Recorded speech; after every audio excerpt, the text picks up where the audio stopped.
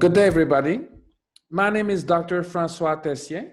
I am the CEO of the Center for Complementary Therapy and Pain Management in Sri Lanka.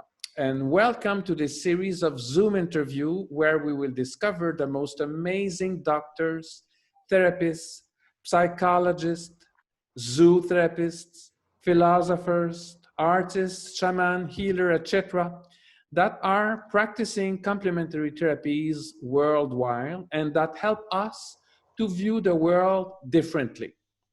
And today we have someone that views the world differently. We have a very unusual subject with a very special guest.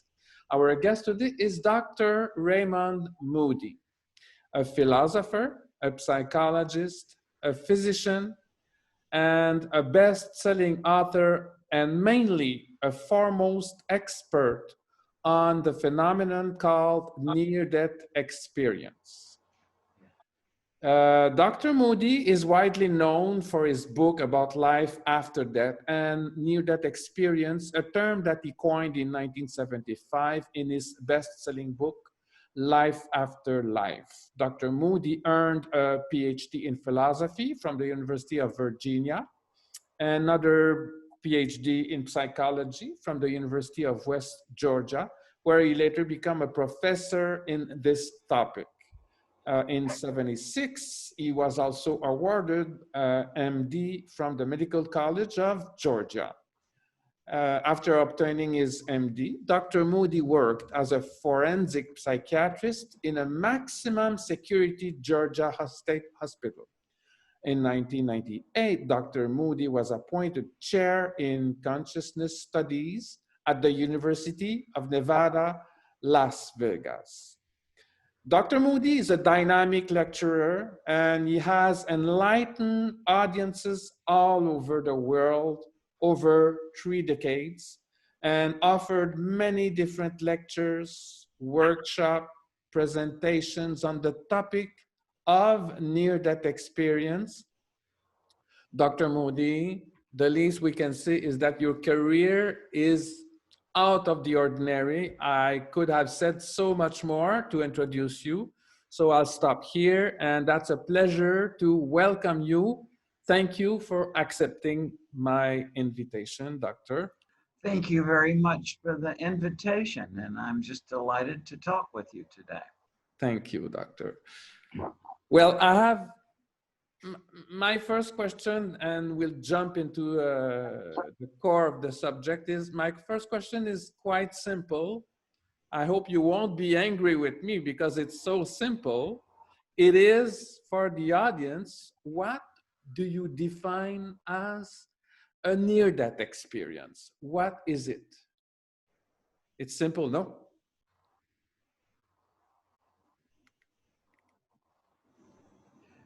Well, it's simple and yet it's not. And this is something that has been known in the West literally since the beginning. Plato and Democritus and Heraclitus were all interested in near-death experiences.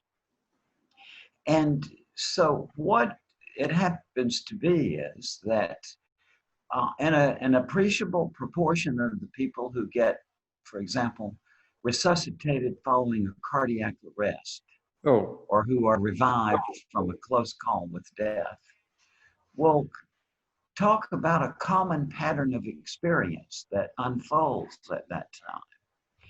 And people say that they often hear the doctor say some such words as, "Oh my God, he's dead," or "We've lost him." But from their point of view, they say that they seem to leave their physical bodies and they can watch and they can see from a point of view above, they can see the resuscitation going on down below. And they tell us that they become aware of a passageway of some sort, which they liken to a tunnel. And they go through this passageway and come out on the other side into an incredibly brilliant and warm, bright light. Right. Far brighter than anything they've ever seen while they're alive. And in this light, they feel complete comfort and love and peace. They tell us that relatives or friends of theirs who have already died seem to be there to meet them and to help them through this transition. And they undergo holographic memory, in which they say that every event of their lives is displayed around them instantly in a panorama, sort of holographic panorama. So And they, three-dimensional. yes, and they, it is, and or multidimensional in a way. And they say that when you see yourself in that panorama doing some action, then when the action results, then you are in the consciousness of those with whom you've interacted.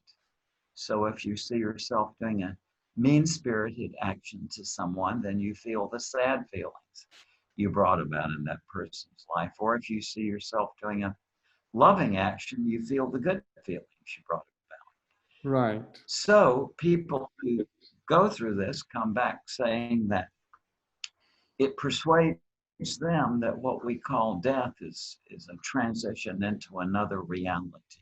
Oh, well, doctor, why did you came out to search for this specific phenomenon? How did it appear in your life? Because it's a very uncommon subject. How did you develop such a passion for this subject? Well, yeah, when I was a young kid, my parents were not religious, thankfully for me. And I was interested in astronomy. And I had no religious background to speak of as a child. I think I went to church about 3 times, as I remember, and it just wasn't a pleasant deal to me. So your first okay. source of inspiration was Plato. I was very impressed with what Plato had to say, and but I never understood that it was anything about other than pertaining to ancient Greece. And so when I 3 years later, I actually met a human being, a living man, Dr. George Ritchie, who had had such an experience. And so that was what got started. That was in 1965. And I finished my PhD in philosophy in 1969. And I, when I was a philosophy professor, began to hear these stories from my students and my fellow professors.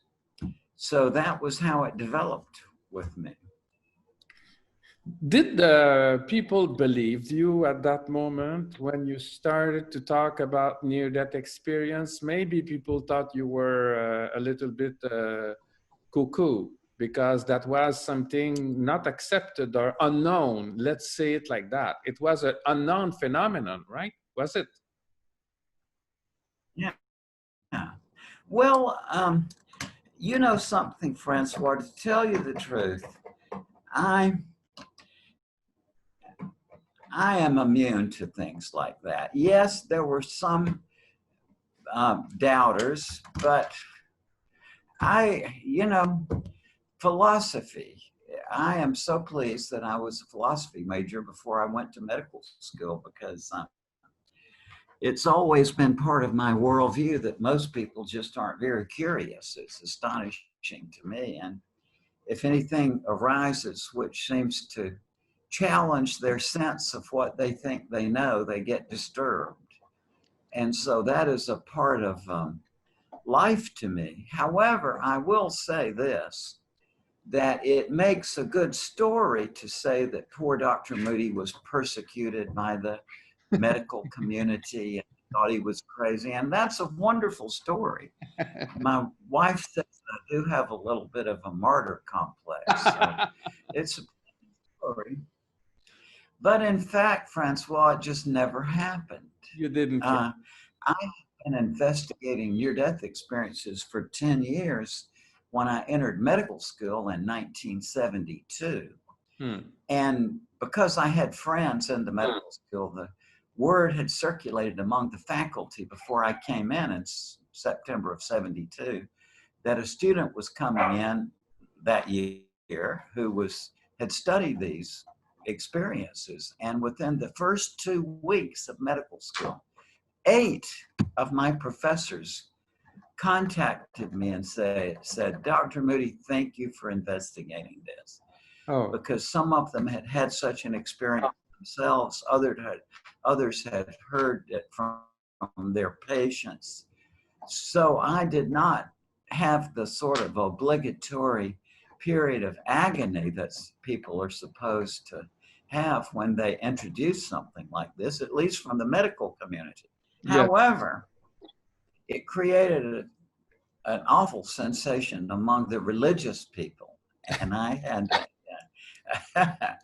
had quite a number of communications from distressed fundamentalist Christians. But, that was disturbing at first, but after a while you can get to where you can laugh at it, right? So I really haven't had the suffering that one is supposed to have when one introduces a new topic.